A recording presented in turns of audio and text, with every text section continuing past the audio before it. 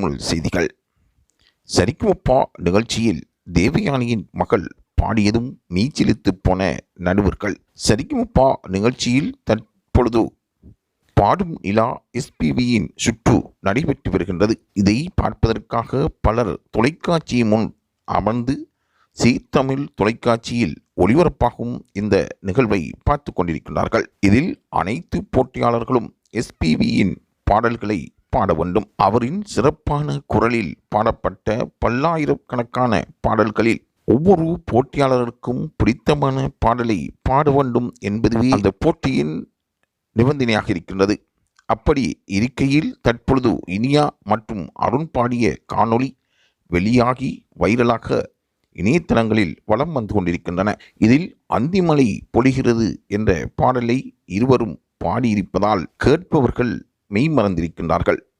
அதாவது இந்த காணொளியில் இனியா பாடும் பொழுது முந்தைய சுற்றுக்களை விட இவர் நிறைய கற்றுக்கொண்டிருக்கின்றார் என்பது புரிவதாக நடுவர்கள் கூறியிருக்கின்றார்கள்.